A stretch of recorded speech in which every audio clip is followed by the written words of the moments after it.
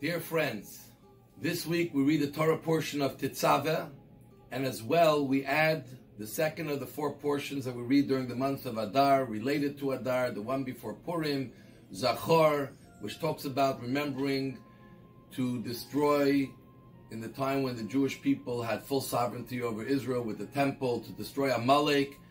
Today we still have Amalek, people who want to destroy us. We see it in the world through the words of the Iranian leaders and other people in the Second World War, Hitler Yamach Shemo.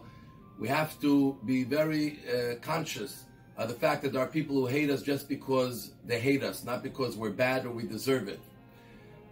In the Torah portion of Tetzaveh, it's focused on Aaron and his children and the inauguration of them and future priests to serve in the temple on behalf of the Jews. And this was a great moment to be initiated into this great task, and especially for a Kohen Gadol, a high priest. And it's fascinating that within this portion, the Torah digresses and says, by the way, the Kohen has to bring 2 sacrifices every day. As we know, in the temple, every day a sacrifice was brought in the morning, the opening sacrifice, and in the afternoon, the closing sacrifice were brought on behalf of the Jewish people. And these sacrifices were a daily part of Jewish life. Boring. Happens every day. Repetitive. It's not exciting.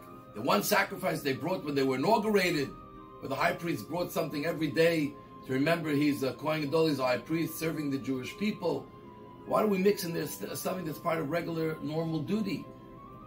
And the answer is that the key to Judaism does not lie in the moments that are spread apart, that happen once in a while. Those are important. Those give us an extra excitement, but those are not foundational. That is not what the real body of Judaism is. The real way of living as a Jew is not when once or twice a year we get excited about our Judaism and do something special, a Seder, and go to synagogue on Yom Kippur, Rosh Hashanah. The real foundation of being a Jew is what happens every morning and every night. The sacrifice brought every single day. Because when Judaism becomes ingrained in us, it becomes part of our routine, it becomes part of our regular daily living. Just like food, eating food is ingrained, sleeping is ingrained in us.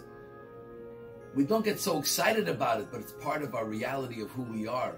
And we pay attention to it, and we try to do it in the proper way. So too, this is what the story of Judaism is. You want Judaism to be really big in your life? You want Judaism to really get inside of your kishkes, your guts? You got to bring it one every morning, every night. It got to be part of your day. And that is why one of the mitzvahs in the Torah, God said, is to say Shema twice a day, in the morning and the evening. Every part of our day, the morning part of the day, the evening part of the day, has to be permeated with the sense of who we are as a Jew, that we belong to God. Hear, O Israel, the Lord's a God, the Lord is one. We believe in one God, we belong to God, we are committed to serving God. That's where Judaism lies.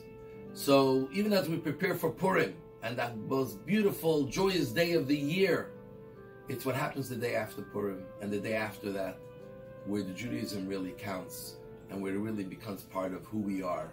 And therefore, when it's part of who we are, it becomes part of our children's lives as well. So I want to wish you Shabbat Shalom. Let us all feel Judaism on a regular basis.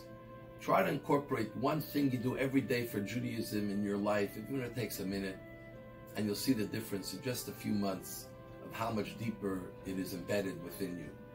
So we love you all. God bless you. Shabbat Shalom. Happy Purim.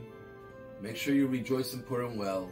Shabbos candlelight time in Montreal, 5:30 p.m.